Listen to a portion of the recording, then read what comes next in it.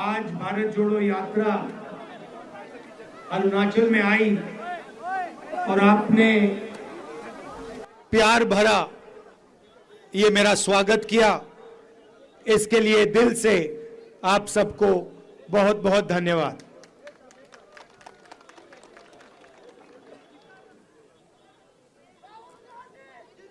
पिछले साल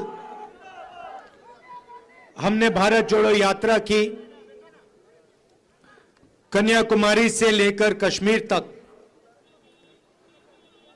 4000 किलोमीटर हम चले।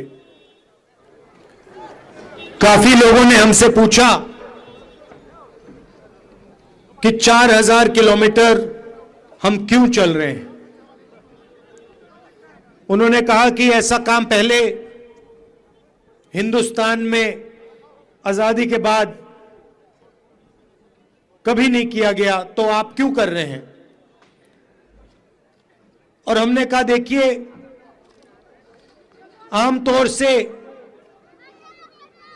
जो ऑपोजिशन की आवाज होती है उसको मीडिया उठाती है, अलग अलग इंस्टीट्यूशंस होते हैं जो ऑपोजिशन की रक्षा करती है, मगर आज के हिंदुस्तान में आरएसएस ने, बीजेपी ने मीडिया को कैप्चर कर लिया है।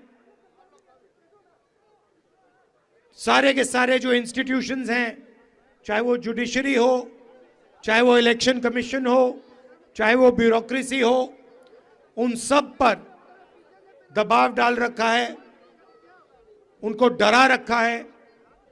और जो जनता के मुद्दे हैं उनको उठाने का सिर्फ एक तरीका है और वो है भारत जोड़ो यात्रा।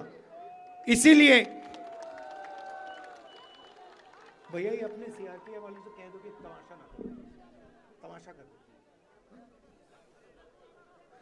तो जनता की जो आवाज है उसको उठाने का सिर्फ एक तरीका है और वो है भारत जोड़ो यात्रा, और जनता के बीच में जाकर उनका हाथ पकड़कर उनकी आवाज उठाना। जब हम चल रहे थे, काफी लोगों ने हमें कहा कि देखिए, आप कन्याकुमारी से कश्मीर चले हो, साउथ इंडिया से नॉर्थ इंडिया चले हो, मगर नॉर्थ ईस्ट का क्या होगा, अरुणाचल का क्या होगा, मणिपुर का क्या होगा, नागालैंड, असम, उड़ीसा, झारखंड, छत्तीसगढ़, इन स्टेट्स का क्या होगा।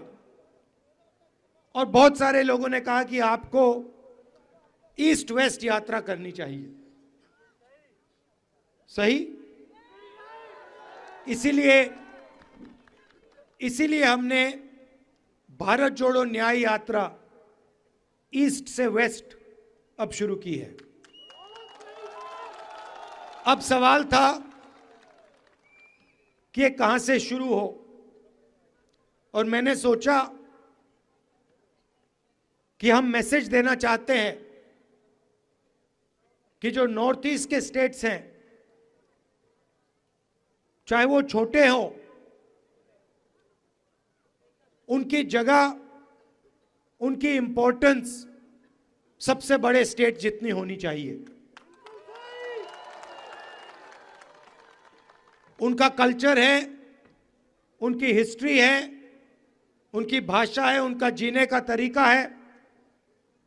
इन चीजों से हिंदुस्तान बहुत कुछ सीख सकता है।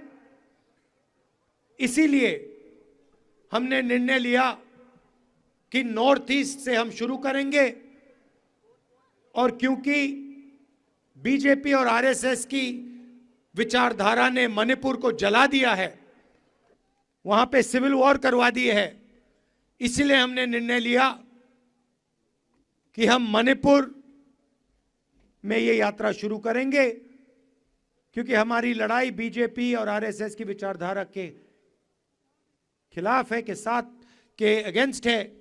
इसीलिए हमने मणिपुर में यात्रा शुरू की। मणिपुर से नागालैंड गए, नागालैंड से असम, अब असम से हम अरुणाचल आए हैं। अरुणाचल की हालत आप जानते हो,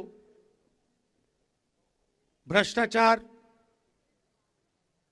बेरोजगारी, महंगाई। सही है, जो आपका पैसा है, जो आपसे जीएसटी लेकर दिया जाता है, उसका फायदा आपको नहीं मिलता। सड़कों पे हम चल रहे हैं, खड्डे हैं, सड़क नहीं है। तो ये बातें हम उठाना चाहते हैं।